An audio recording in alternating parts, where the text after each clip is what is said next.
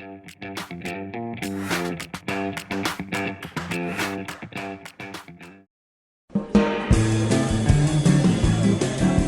English learners. Welcome back to English Pod. My name is Marco. And I'm Erica. And today we have a very special lesson because we're going to be focusing a little bit more on grammar. That's right. We're going to look today at the difference between past simple and past progressive, or sometimes called past continuous. Exactly. So we are going to take a look at these two structures, which are a little bit confusing at times, and we're going to be practicing today. But before we get started, why don't we take a look at vocabulary preview? Vocabulary preview. Well, this dialogue is all about telling a story in the past, and we're going to hear two words in the dialogue that we need to understand the meaning of. So, the first one, ages. Ages. I haven't seen you in ages. Okay, so if I tell you I haven't seen you in ages. Basically, you haven't seen me in a really long time. Okay, so it's a way of exaggerating a little bit. Yes. And this word ages we can use in many different ways, like, I've been studying English for ages. Or, for example, I can say, I haven't been to the dentist in ages. Oh, well, guess you better go, huh? Right, so ages, a very long time. Yes. Now, another phrase, to run into somebody. So, to run into somebody. I ran into Matt. Okay, so if you ran into Matt the other day. You met him unexpectedly. Okay, so you didn't plan to meet, you didn't have a date. Right. You just casually on the street met. Exactly. Okay, so I ran into your friend the other day. Okay, so two good words. We're going to hear both of these in the dialogue. So why don't we get started with dialogue first time?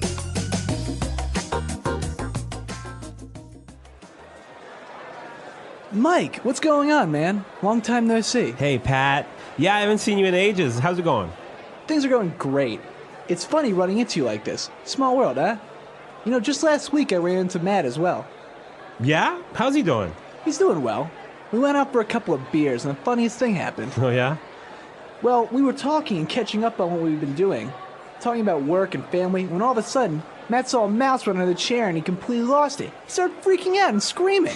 Really? Yeah, and the funniest thing was, then he jumped onto his chair and started shrieking like a girl. You should have been there. Everyone was staring and laughing. It was hilarious.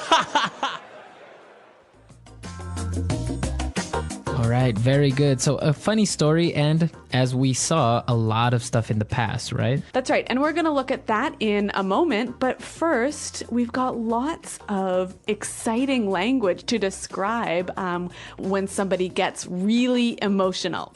Okay, so why don't we start now with language takeaway?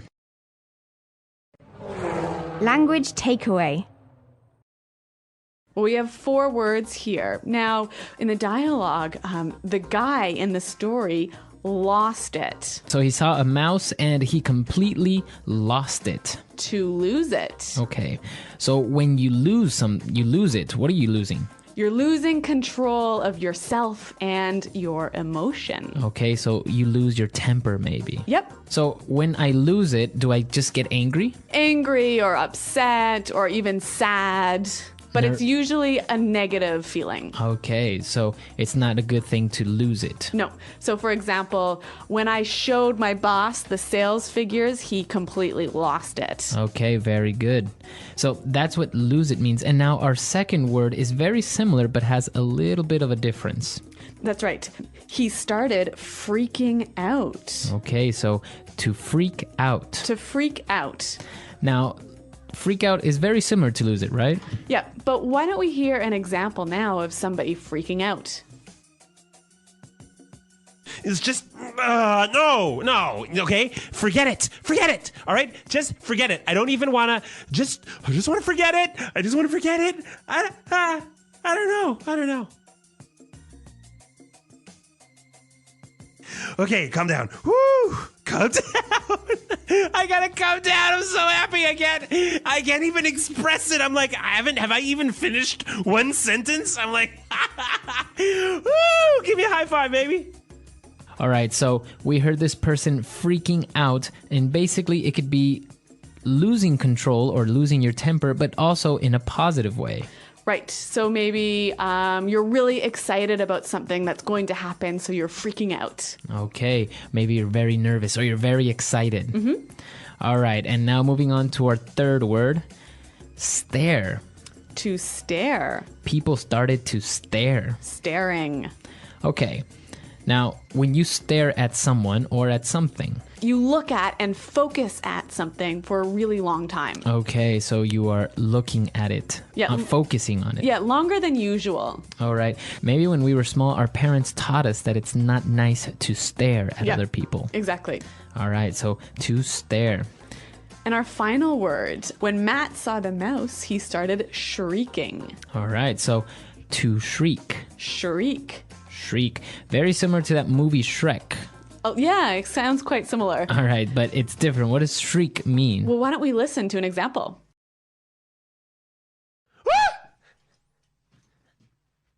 Oh my God! Holy chingada! Okay, so I think shrieking is to shout in a very high-pitched voice. Exactly, that's to shriek. Okay, so we saw 4 really great words in language takeaway, and why don't we listen now to the dialogue for a second time, a little bit slower, and then we'll come back and look at the differences between simple past and past progressive.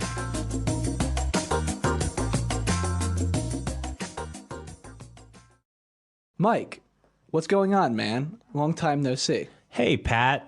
Yeah, I haven't seen you in ages. How's it going? Things are going great. It's funny running into you like this. Small world, eh? You know, just last week I ran into Matt as well. Yeah? How's he doing? He's doing well. We went out for a couple of beers and the funniest thing happened. Oh, yeah? Well, we were talking and catching up on what we've been doing, talking about work and family, when all of a sudden, Matt saw a mouse run under his chair and he completely lost it. He started freaking out and screaming. Really? Yeah, and the funniest thing was, then he jumped on his chair and started shrieking like a girl. You should have been there. Everyone was staring and laughing. It was hilarious. Okay, so there was a lot of different uses of past tense here in this dialogue, wasn't there? Yeah, since he was telling a story that happened, he used the past a lot. Well, let's now, as promised, look at past simple and past progressive in Grammar Breakdown. Grammar breakdown. Okay, Marco, before we start our discussion, why don't we hear one example of past simple and one example of past progressive? You know, just last week I ran into Matt as well. Well, we were talking and catching up on what we've been doing. Okay, so we heard that just last week I ran into Matt. So we discussed what run into means. Yep, to meet someone by surprise. All right. And now this structure is the simple past, right? Yep. Now the second example that we heard was we were talking and catching up. Okay, so let's look at the difference in meaning here. I ran into Matt. Happened in the past, right? Right? Simple past. But one moment in the past. So the action finished, concluded. Started and finished all around the same time. So it's one simple moment. Okay. Now the other example is in the past progressive. So the action was happening for a longer period of time. Yeah. Okay. So let's attach some times to this. Maybe you ran into Matt at 8:04. Okay? And so the action started at 8:04. But you were talking and catching up from 8:05 until 9:05. Okay, so you were talking for an hour. Right. So it's the past progressive you use when the action is happening for a longer period of time. Okay, so to better understand this, let's have another example. Matt saw a mouse run under his chair and he completely lost it. Everyone was staring and laughing. So as we heard in the example, he saw a mouse run under his chair. So a quick action that started and finished quickly. Okay, he saw the mouse and it ran under the chair. Yep. Now, the second example we heard was everyone was staring and laughing. So maybe this happened over 4 or 5 minutes. Okay, so people were looking at him and laughing and talking about how he was screaming like a girl. Yes. Okay, so that's the main difference between the simple past and the past progressive.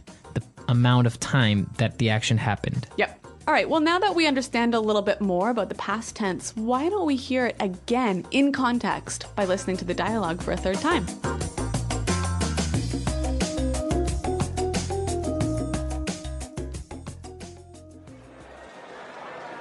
Mike, what's going on, man? Long time no see. Hey, Pat. Yeah, I haven't seen you in ages. How's it going? Things are going great. It's funny running into you like this. Small world, huh? You know, just last week I ran into Matt as well. Yeah? How's he doing? He's doing well. We went out for a couple of beers and the funniest thing happened. Oh, yeah? Well, we were talking and catching up on what we've been doing. Talking about work and family, when all of a sudden, Matt saw a mouse run under the chair and he completely lost it. He started freaking out and screaming. Really? Yeah, and the funniest thing was, then he jumped onto his chair and started shrieking like a girl. You should have been there. Everyone was staring and laughing. It was hilarious. Okay, perfect. So now that we understand the words and the grammar behind it, there are some interesting phrases here that you can use casually with your friends. Yeah, there's actually a lot of great sort of meeting and greeting and saying hello language. So for example, when they met up, since they were old friends, he said, "Hey, Pat." Hey. Okay, so this word "hey," It's kind of like hi. it's hi, right? Yep. Normally you would use it to get somebody's attention, right? Like, Yeah. "Hey, I'm over here." or Hey, something. waiter. Okay. Yeah. But in this case, like, "Hey, how's it going?" or "Hi." Yeah, so it's a really friendly and informal way of saying hi. Okay. And then he asked, "How's it going?" How's it going? So again, this is a way of saying, "How are you?" Yeah, Marco, what's the correct answer to this greeting? Well, for example, he said things are going great, right? You can say, "Yeah, things are great," or "I'm doing well," Yeah. or Even great, you know? Great, yeah. So how's it going? "Oh, it's great." Yeah. Right? Now, another one that we didn't see in the dialogue, but it's very popular, is when somebody asks, "Hey, what's up?" Yeah, what's up? So again, what is the right way to answer this question? All right. So when somebody says, "What's up?" you can say, "Well, not much." Or if maybe you have news or something that you want to share, you would say, "Well, I just got back from the doctor's office." Yep. Right? But you wouldn't say "fine, thank you," or you wouldn't say "very good," or any of these other common answers to "what's up." That's it can right. be a little bit tricky. Yeah, so the rule is the normal thing to say when someone says, "Hey, what's up?" is nothing much. Not much. Yep. All right. So interesting ways of greeting casually with people, right? You wouldn't use this for with your boss maybe, or in an office setting. Yeah, more useful with your friends. Okay. So if you have any other questions or have any other informal greetings that you would like to share with us, come to englishpod.com. Yeah, Marco and I are always around to answer your questions, and we look forward to hearing from you. So until next time, Bye. bye.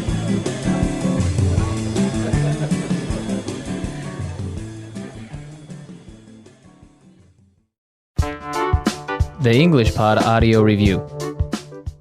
Listen to the meaning, then say the vocabulary word. A greeting phrase. How are you? An informal way of calling a person. Man.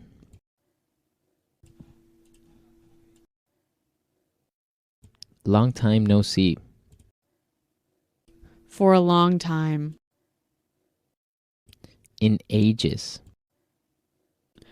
A phrase you use to respond to a greeting. I am doing great. Meeting someone accidentally. Run into. Learn about recent past events. Catch up on. Show a lot of emotion, but not be able to control emotions. Freak out. Screaming in a very high voice. Shriek. Look at something for a long time with great attention. Stare. Very amusing. Hilarious. Lose control of your emotions. Show strong negative emotions. Lose it. Go crazy. Lose control of yourself. Go nuts. A very fun time or a funny event. A riot. Very silly or unreasonable. Ridiculous. Very strange or unusual. Bizarre. A short, amusing story. Anecdote. Let's try that faster. Learn about recent past events. Catch up on.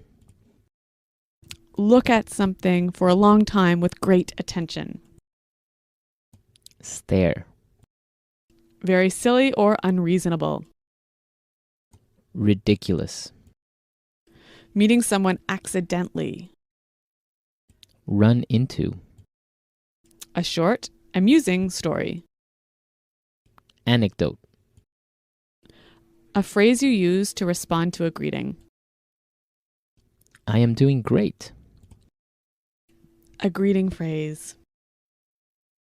How are you? An informal way of calling a person. Man. A very fun time or a funny event. A riot. Show a lot of emotion but not be able to control emotions. Freak out. Screaming in a very high voice.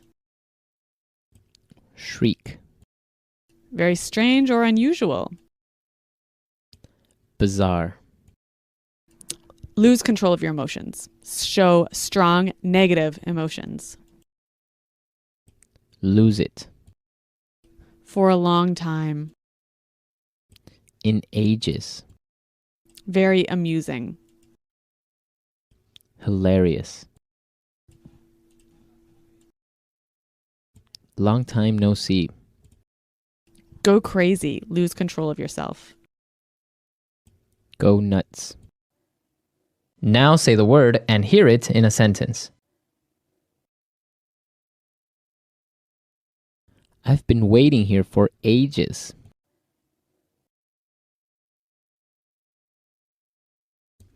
It's been ages since I saw you.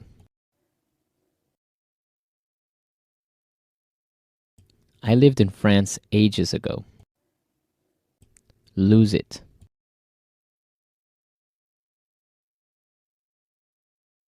When I told my boss that I would be late, he totally lost it. Lose it.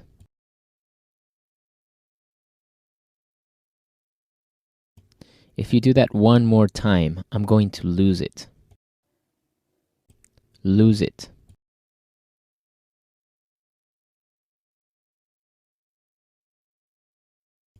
I found out that the flight was canceled and I started crying. I completely lost it. Freak out.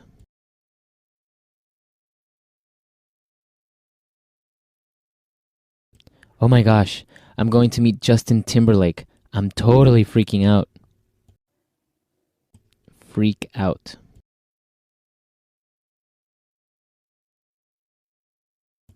Why did you freak out when I told you I'd be late for dinner? Freak out.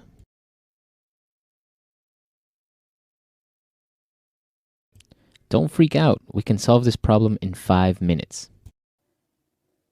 Run into.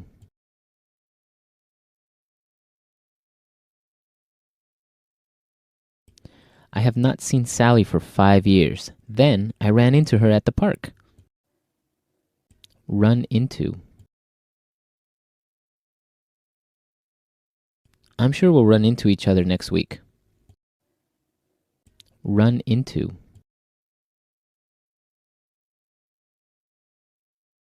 If you run into Tom, don't tell him that you know me. Stare.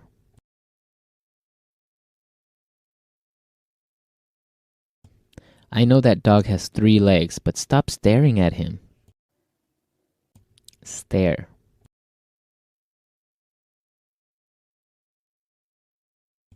The painting is so beautiful. I could stare at it for hours. Stare. He stared into my eyes and then told me he loves me. Hello, English learners. Welcome back to English Pod. My name is Marco. And I'm Erica. And today we're bringing you another great lesson about sports, part of our sports series. That's right. And in this lesson, we are talking about maybe the world's most favorite sport. Right. One of the most popular sports in the world, soccer, or also known as football in other countries. Yes. Okay, so before we get started with this great lesson, let's take a look at some of the words we'll find in the dialogue in Vocabulary Preview. Vocabulary Preview. We're going to look at 3 words here. The first word is wingman. Wingman. A wingman. Now, wingman isn't really related to soccer in any way, Okay. but it's a way of referring to somebody as your right hand, So your helper. your helper, your number one guy, Okay. right? So a wingman is someone who helps you a lot. Uh-huh. Exactly. Okay. Our next word, tied. Tied. They are tied. They are tied. Now, this is an interesting word because tie can be a noun, verb, and an adjective, right? Exactly. So in this case, they are tied. It's an adjective meaning. They have the same score. Okay. And a tie is. Is a game that has ended with no winner or loser. Both of them had the same score. Exactly. And so obviously the verb to tie is to reach the same score as your other team. Exactly. All right, well, our third word can also be used as a noun and a verb, and it is foul. Fouled. Fouled Okay, so to foul somebody. is to do something to them that is not allowed in the sport. Okay. And so when you do this, you have committed a foul. Exactly. Okay, so you use it in the same way, to foul or a foul. Interesting. Well, we're going to hear these 3 words in context now. So why don't we listen to our soccer dialogue? Welcome back, soccer fans. My name is Rick Fields, and as always, I am joined by my commentating wingman, Bob Copeland. And we're on the brink of soccer history today as Ecuador and Brazil are tied 1-1 as we begin the second half of the 2022 World Cup. The ref calls the players for the kickoff, and here we go. Ecuador quickly passes the ball to the midfield, but it's out of bounds. That'll be a throw-in for Brazil. Adriano has the ball and makes a long pass to Robinho. And the ref has called him offside. No question about it, he was offside by a mile. We have a goal kick for Ecuador. Edison Mendez heads it to Valencia. He shoots. Deflected by the defender, and we have a corner kick. Delgado takes the corner. We have a foul. Oh no, Dida, the goalkeeper, has fouled the Ecuadorian player. He gets a yellow card, and that will be a penalty kick. This is the perfect opportunity for Ecuador to get ahead in this match and become world champions. He gets ready for the kick, he shoots, and he...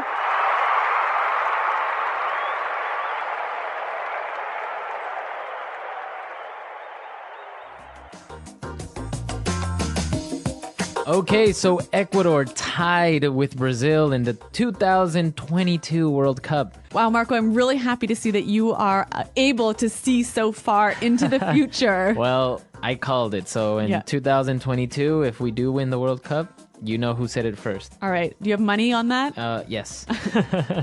All right. So apart from this, we saw some really great vocabulary in this lesson. So let's take a look at it now in Language Takeaway. Language Takeaway. All right, we've got a lot of soccer words for you, but they're all important. So let's take a look at the first one. Kickoff. Kickoff. Kickoff. So a kickoff. This is how you start a soccer game, right? Right. So it's the very beginning. The referee blows the whistle and you kick the ball to another player. That's the kickoff. Okay. So our next phrase, out of bounds. out of bounds. Out of bounds. Okay. Out of bounds. This is a great word.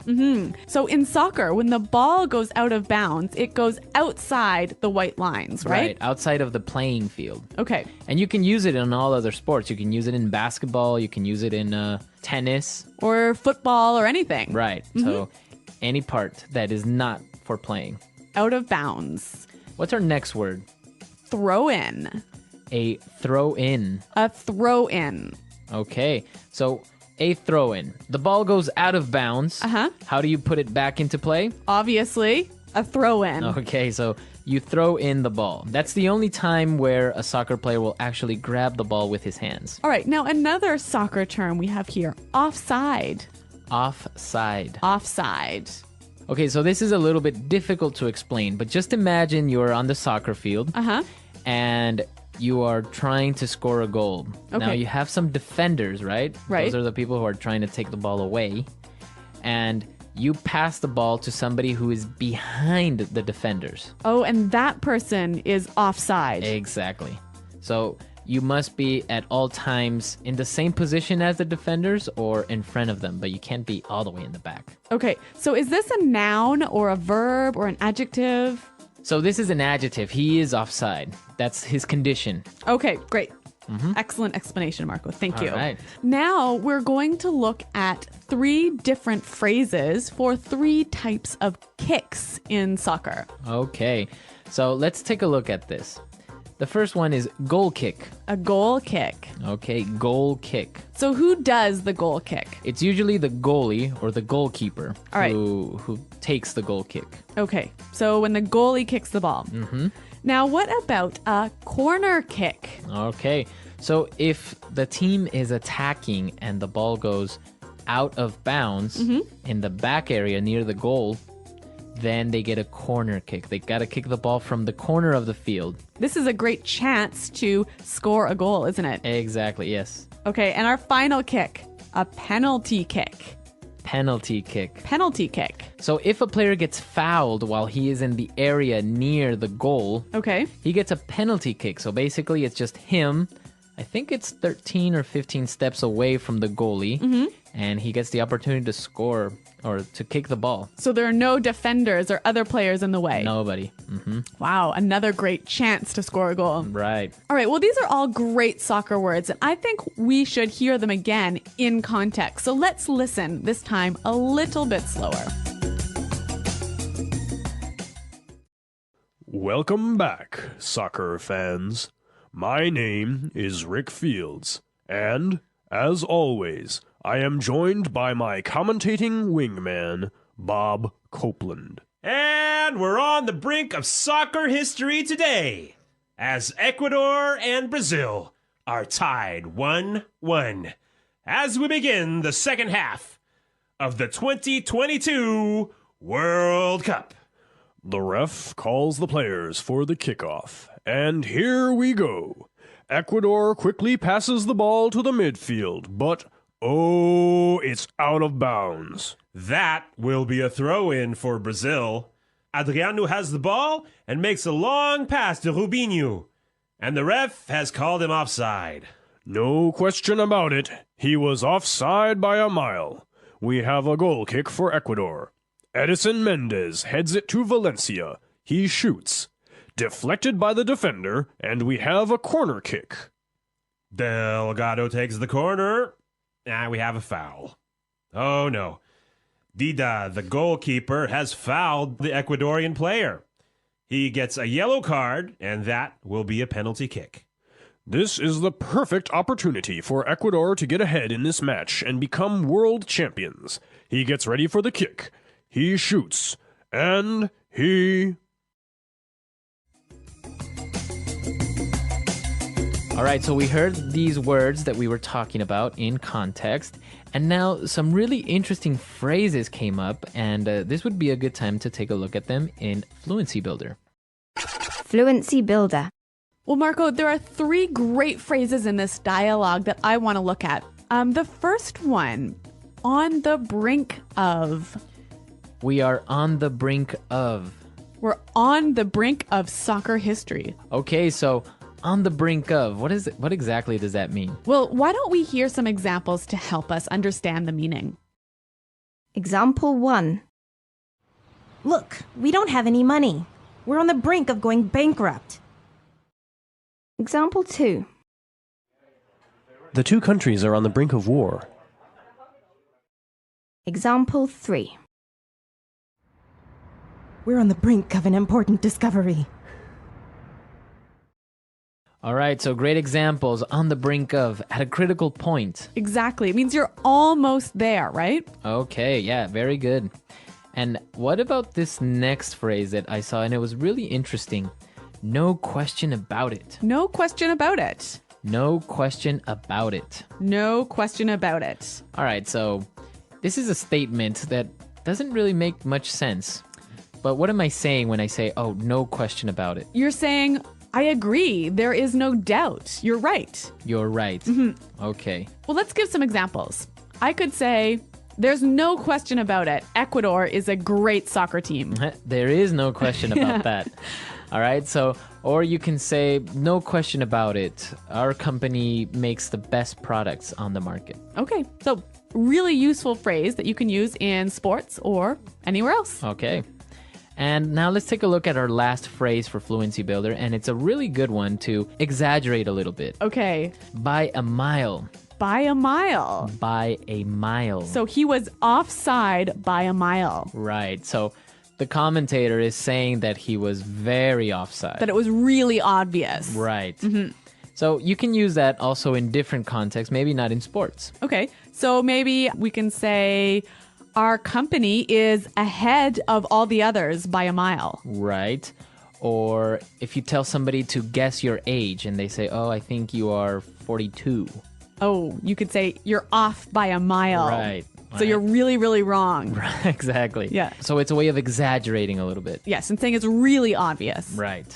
Well, 3 awesome phrases, and I think it will help us to hear them one more time. So let's listen to the dialogue. Welcome back, soccer fans. My name is Rick Fields, and as always, I am joined by my commentating wingman, Bob Copeland. And we're on the brink of soccer history today as Ecuador and Brazil are tied 1-1 as we begin the second half of the 2022 World Cup. The ref calls the players for the kickoff, and here we go. Ecuador quickly passes the ball to the midfield, but it's out of bounds. That'll be a throw-in for Brazil. Adriano has the ball and makes a long pass to Robinho. And the ref has called him offside. No question about it, he was offside by a mile. We have a goal kick for Ecuador. Edison Mendez heads it to Valencia. He shoots. Deflected by the defender, and we have a corner kick. Delgado takes the corner. We have a foul. Oh no, Dida, the goalkeeper, has fouled the Ecuadorian player. He gets a yellow card, and that will be a penalty kick. This is the perfect opportunity for Ecuador to get ahead in this match and become world champions. He gets ready for the kick, he shoots, and he...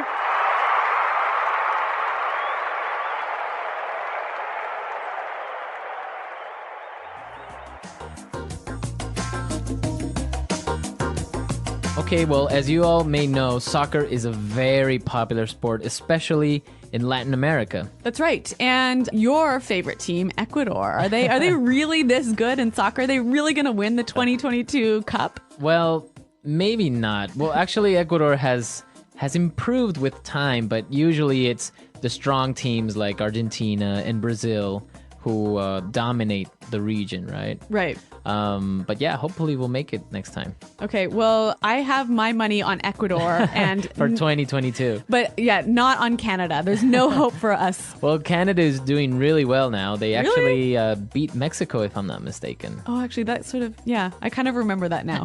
But I think there's no hope for us to beat Brazil or Argentina, one of these big countries. We have the next World Cup coming up, so it's really exciting, and I don't know who's going to win. All right, well, listeners, who do you think is going to win? Who is the best soccer team out there? Right. There are really good soccer teams, although some countries aren't really known for their soccer, like Russia. You don't really hear too much soccer from Russia. Really? Or from China, is for that. I wonder how popular it is in these countries.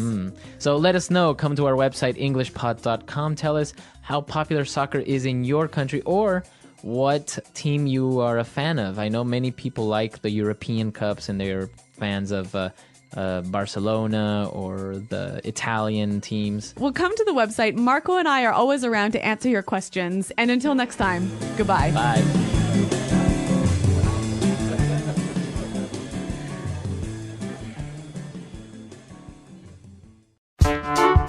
The English Pod Audio Review. Listen to the meaning, then say the vocabulary word. Wingman.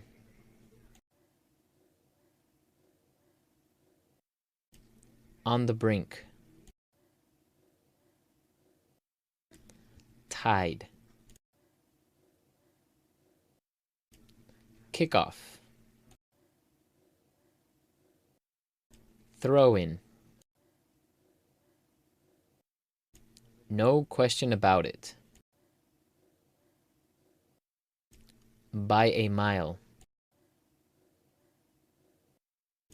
Foul. Penalty kick. Goal kick. Corner kick. Out of bounds. Offside.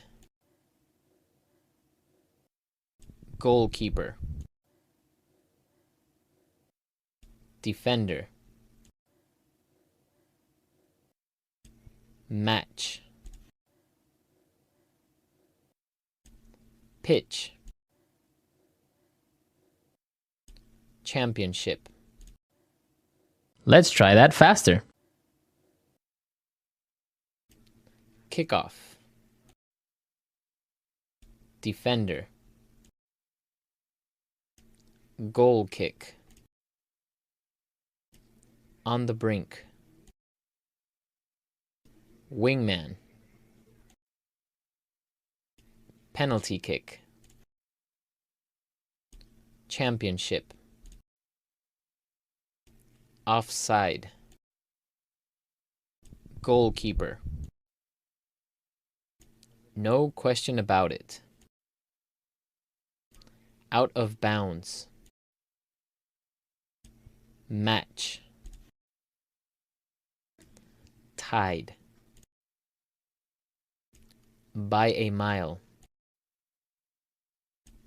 Pitch. Throw in. Foul. Corner kick. Now say the word and hear it in a sentence. On the brink.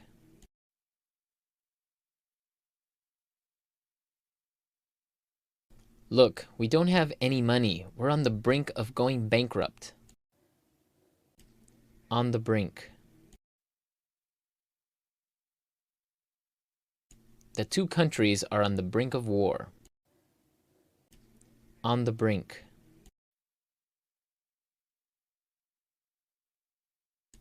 We are on the brink of an important discovery. No question about it.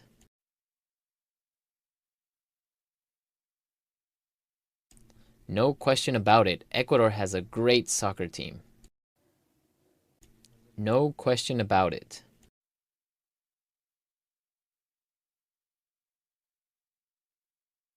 There's absolutely no question about it. That was the best game of the series.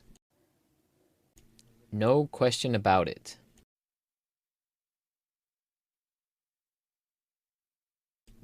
There's no question about it. We're in a recession now.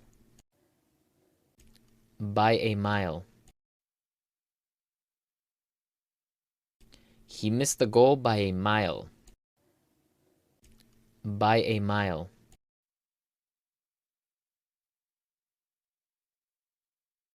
No, that's wrong. You're off by a mile.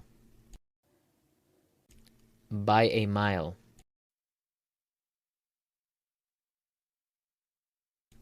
The competition is ahead of us by a mile.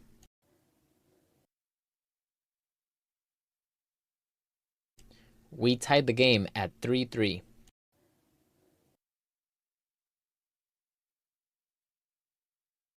What an amazing game. It's a tie.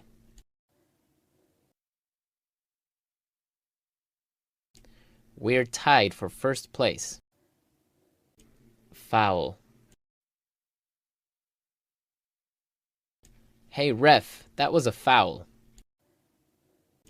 Foul.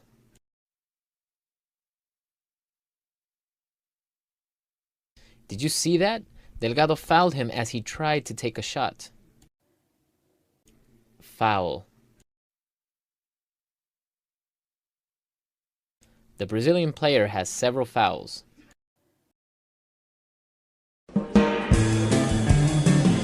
Hello, English learners. Welcome back to another lesson here at English Pod. My name is Marco. And my name is Catherine. Hello, everyone. Today, Marco, what are we talking about? Well, today we are not really in the best mood.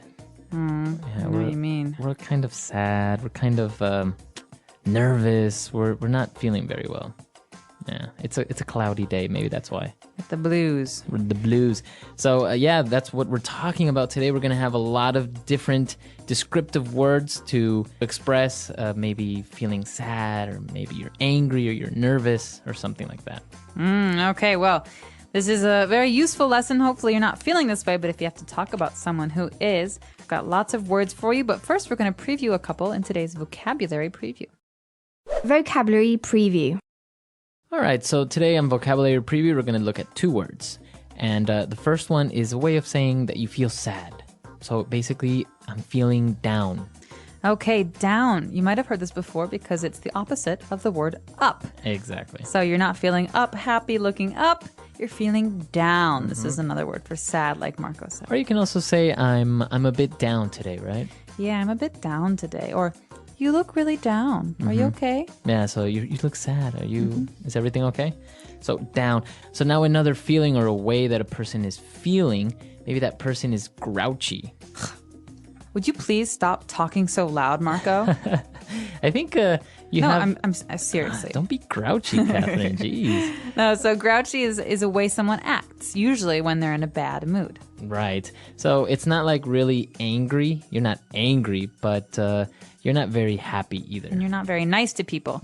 So there's a very famous TV character called Oscar the Grouch on Sesame Street. Look for him on YouTube or Yoku. And he's very, very good for learning about this feeling, grouchy, because he's a grouchy guy. Yeah, he's always angry or never happy, basically. Right, he's always complaining about something. So that word again is grouchy. All right, so after taking a look at these two words, we're ready now to listen to our dialogue for the first time. Let's see what this dialogue is about, if maybe they're grouchy or maybe just sad. Fine.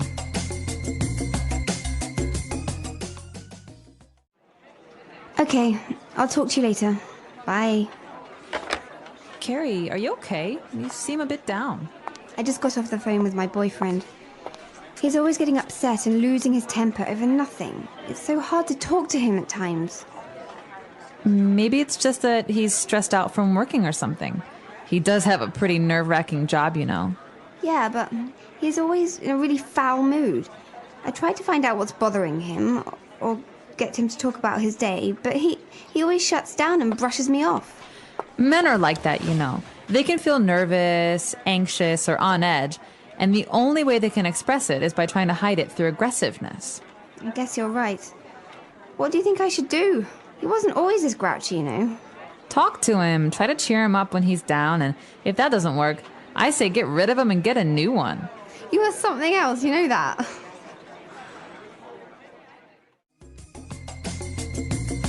All right, so two girls talking about guys. I guess guys have a bad temper sometimes, right? I think anyone can have a bad temper, but we're talking today about one of the boyfriend of one of these girls who has a very bad temper and has been very grouchy recently. And that's why she's feeling a bit down. So let's take a look at those words now in Language Takeaway. Language takeaway. All right, so in today's language takeaway, we've got some wonderful words for you. Words that are very good for describing stress or having anxiety. And the first of these words is something you hear all the time, especially with young people. Right, somebody is stressed out. Oh my gosh, Marco, I'm so stressed out. I have 10 homework assignments to do, and softball practice, and my mom wants me to help cook dinner tonight. Wow, you really are stressed out. I am. I don't have any homework, and I don't live with my mom. But being stressed out is usually something you feel when you have too much stuff to do. Mm-hmm. So maybe you can be stressed out because of school, like in your case, or maybe at work you have a lot of things to do or a project to finish, right? Exactly. And I just want to point out here that you can say I'm stressed or I'm feeling stressed, but commonly in spoken English, so when you're talking to your friends, you hear this much more often, stressed out. Stressed out. He's really stressed out lately. All right. So we're stressed out, or another word that kind of means the same is this is nerve-wracking. Nerve-wracking. So nerves are those things in our body that help us feel things, right? And so something that racks our nerves makes us very, very tense, very anxious, very uncomfortable. Okay, so it makes you very nervous. Right. So there are some movies that are nerve-wracking. For example, suspense movies like Hitchcock's movies like Psycho or The Birds. Or like horror, like maybe Saw. Ooh, nerve-wracking. Also, some people think that roller coasters are nerve-wracking. They're very, very anxious when they ride roller coasters. Right. So let's listen to a couple of more examples of in different situations where we can use this phrase nerve-wracking. Example 1. I think being a doctor is one of the most nerve-wracking jobs in the world. Example 2. Skydiving was one of the most nerve-wracking experiences of my life. I almost had a heart attack. Example 3. The final match between Brazil and Italy was incredibly nerve-wracking. And there's another way to describe this feeling. Again, it's a little bit different, but very, very similar. We can say someone is feeling on edge. On edge. So this person was feeling on edge, but what does that mean exactly? You're like at the edge? Why do you have to ask so many questions? Okay, listen. This is basic. Okay, Marco? All right, all right. Are Jeez, you mocking me? On edge today. All right, Wow. so someone who is on edge is easily angered, right? So it's very easy to make this person upset or angry. Someone who just quit smoking might be on edge. That means it's very, very easy to get them to be upset. Wow. So yeah, you are on edge, right? Exactly. He's on edge, or he seems on edge, doesn't he? Okay, very good. Wow, these 3 words that we've just looked at are really interesting and very, very useful. I guess you can describe many different situations or a person that's going through these feelings, right? Absolutely. I think there is 1,000 ways to describe being nervous or anxious or upset. So maybe we should take another listen to today's dialogue and figure out how exactly we use these words. And when we come back, we'll be talking about some other phrases that are useful.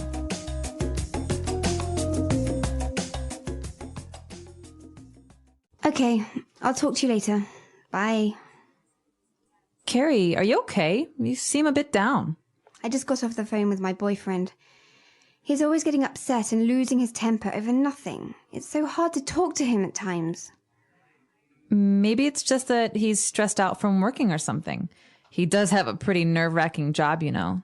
Yeah, but he's always in a really foul mood. I tried to find out what's bothering him or get him to talk about his day, but he always shuts down and brushes me off. Men are like that, you know. They can feel nervous, anxious, or on edge, and the only way they can express it is by trying to hide it through aggressiveness. I guess you're right. What do you think I should do? He wasn't always this grouchy, you know. Talk to him, try to cheer him up when he's down, and if that doesn't work, I say get rid of him and get a new one. You are something else, you know that.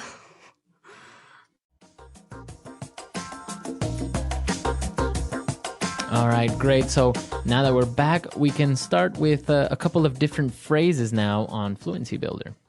Fluency Builder. All right, so Marco, here's the big question. What makes you lose your temper?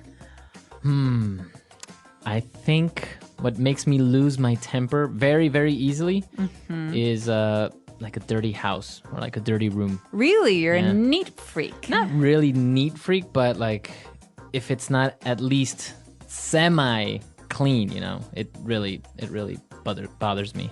Okay, so this great phrase, lose your temper or lose one's temper, is a phrase we use in English to describe getting angry. All right? So maybe you're okay, you're a little frustrated with something, but someone does something like throws all of their clothes on the floor. And Marco here says, "Oh, that's it. I'm tired of this. You're always throwing your clothes on the floor." And that's an example of Marco losing his temper. What about you? What makes you lose your temper? You hear this? What is that? Oh, drilling, construction, When hammering? people tap tap tap tap tap tap tap, or when they like stomp their feet, or like when they're nervous and when they they- make noise, yeah. And so slowly, it's like, okay, fine, calm down, it's okay. Okay, no, seriously, stop it, seriously, and then all of a sudden, I just can't stand it You anymore. explode. Exactly. So All right, so that's what makes you lose your temper. I'll be sure to keep my eye out for that and not tap my Please pen. don't. all right. So okay, you lose your temper, and now there are situations sometimes where you need to brush someone off. all right, or when you get brushed off, and that's not very good Yeah. feeling. But this phrase, to brush someone off, you've heard the word brush before. It's the word that we use to brush your hair or Your brush your teeth, exactly. When you brush someone off, it's like saying that you're ignoring them. Yeah, so you ignore them, or you basically tell them to go away very subtly sometimes, or very directly. Exactly. And so to brush someone off is to avoid their company. And so a lot of times when people are angry, they like to be alone, so they brush you off. Mm-hmm. So I could say, hey, did you want to go see that movie tonight? No, I can't. I have to do something tonight. And then Marco walks away while we're talking. He's brushing me off. He's ignoring me. Yeah. So it happens. And also maybe some people can make up excuses, and that's also brushing someone off, right? Right, exactly. So to brush someone off, or he brushed me off, doesn't feel good. All right. And well, all of these bad feelings, brushing somebody off, maybe you feel stressed out. In the end, you always need a good friend to cheer you up, right? And that's what this dialogue is all about. Exactly. And so friends are actually the people that do that the best, or family, I think. And well, we can break this phrase down because most of it's pretty clear, but cheer might be a new word for some of our listeners. Maybe we've heard of the term cheerleader. You know, like, give me an A, give me a B. Hey. So Or cheer, or people cheers. cheering. Or cheers when the Clink, beer, clink. yeah. So cheer is like happiness. So someone who can cheer you up is someone who makes you happy. Remember again. that down we had earlier? I'm feeling down. We're trying to cheer someone up. We're trying to make them go up and be happy. Exactly. So you want to cheer up your friends, or maybe if you're feeling a bit down, a family member will try and cheer you up. Do you need someone to cheer you up, Marco? Yes, I Yeah. do. Well, let's go have a drink and eat some popcorn and be cheered up. That's what cheers me up. Or chocolate always cheers me up. Oh, I know where there's some of that. All right, so we've taken a look at a lot of great phrases, but the last sentence of the dialogue is maybe a little bit strange, right? When she says, "You are something else." You know that? Something what? Like Is she an monkey? alien? Is she a monkey? What does she mean when she says, "You are something else"? That's a great question. Well, this might be a little bit hard to understand at first, but she's saying, I can't believe you. She's like, there's no one like you. You're really something else, you know that? So it's kind of like a joke, but what she's saying is, I can't believe you. You just want to go on and encourage me to find another boy. You're unbelievable. So it could be, is it on a positive note, or can it be both positive and negative? Well, here we've got two friends who are using it, so it's a positive note, but she's kind of making fun of her, saying, I can't believe you. But it can be Negative. It like can be if more you're negative. Fighting with her boyfriend, and her boyfriend cheats on her, and she's like, oh, "You're really something else," you know? You that? are something else. You know that? It's like there's no comparison. You're the worst. Yeah, exactly. So, yeah, it really depends on how this is used and what the tone of voice is, so how someone says it. But in this case, I think it's kind of a joke, but it's a positive Right. meaning. Very interesting. It's very spoken English, as you say, because all the words that we see there, they're pretty simple, but the context or the connotation, the meaning is very, very different from the actual words, right? Exactly. All right, so let's listen to this dialogue for the last time, and then we'll come back and talk a little bit more.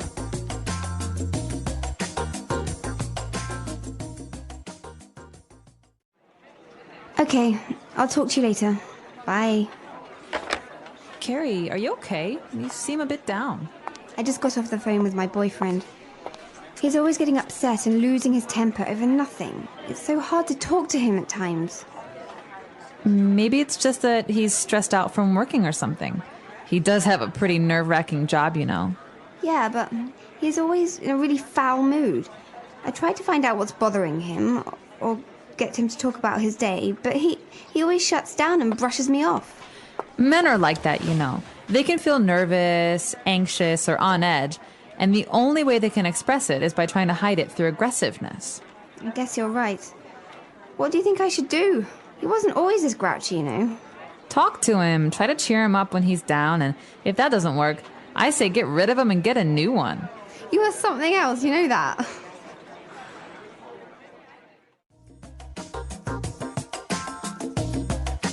So, Catherine, are you a grouchy person? Are you happy? Do you have a bad temper?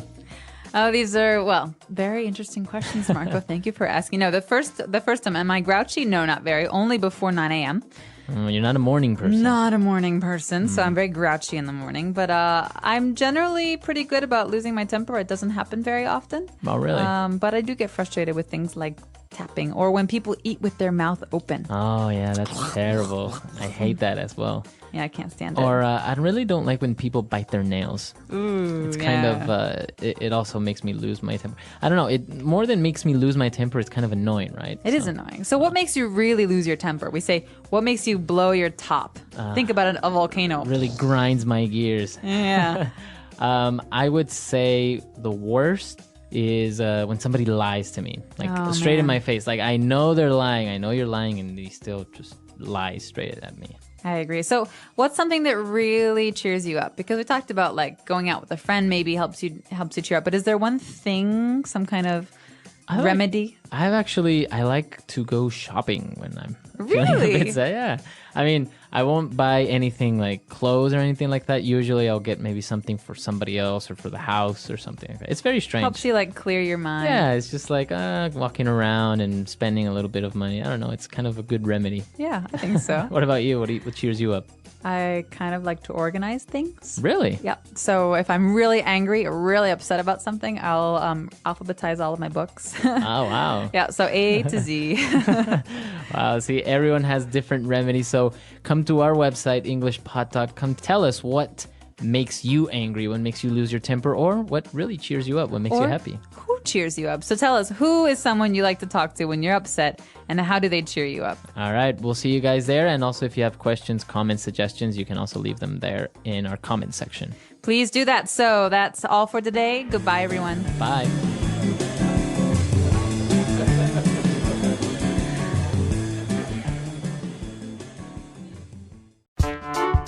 The English Pod Audio Review. Listen to the meaning, then say the vocabulary word. Feeling sad, not happy. Down in the dumps. Sad or unhappy. Down. Having sad feelings or emotions. Have the blues. To feel very worried or anxious. Stress out. To fluster, unnerve. Rattled. Causing a person to feel very nervous. Nerve-wracking. Makes me angry, upsets me.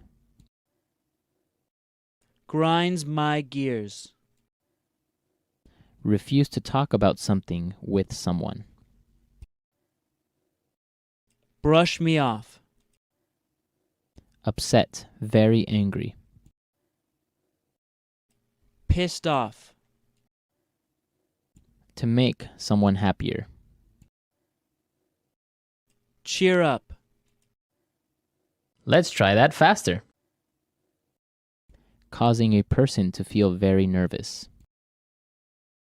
Nerve-wracking. Sad or unhappy. Down. Having sad feelings or emotions. Have the blues. Refuse to talk about something with someone. Brush me off. Upset, very angry. Pissed off. Feeling sad, not happy. Down in the dumps. To fluster, unnerve. Rattled.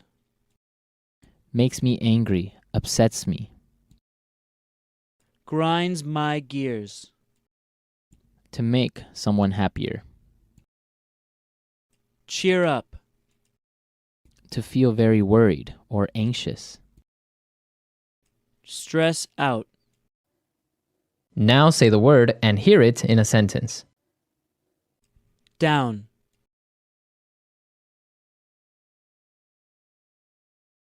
Ben is feeling a bit down today since his girlfriend broke up with him.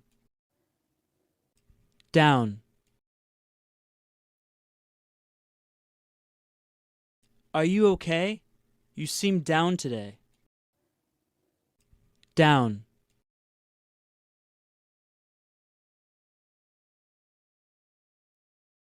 Whenever I'm feeling down, I go out with my friends and then I feel much better.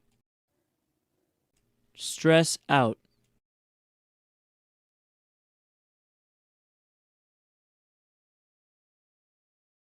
David has been really stressed out lately. His boss is putting a lot of pressure on him in his new job. Stress out.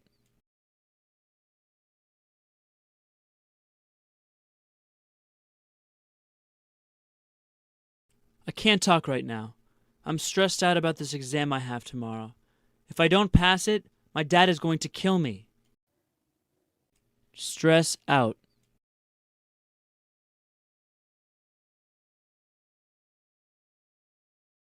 Are you okay? You seem to be really stressed out lately. What's going on? Nerve-wracking.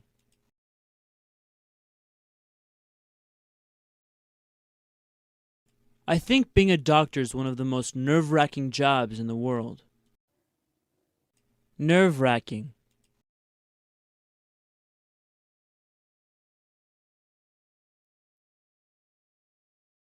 Skydiving was one of the most nerve-wracking experiences of my life. I almost had a heart attack. Nerve-wracking.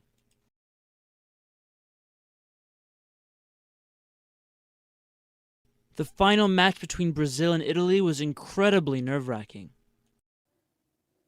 Brush me off.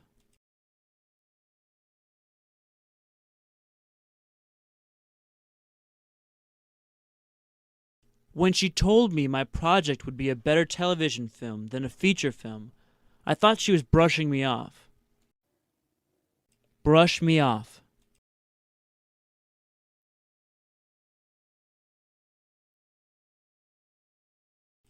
I asked her out on a date many times, but she always brushed me off, making up some excuse. Brush me off.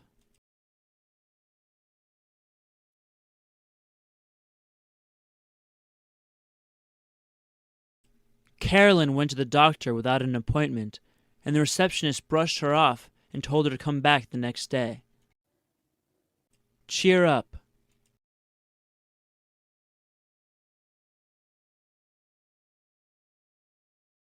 I hate it when people try to cheer me up when I feel sad. I just want to be left alone. Cheer up.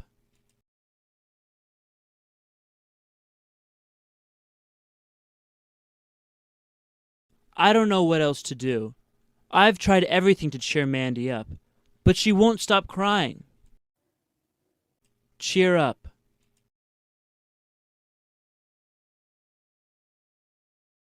You know what really cheers me up when I'm sad? Shopping.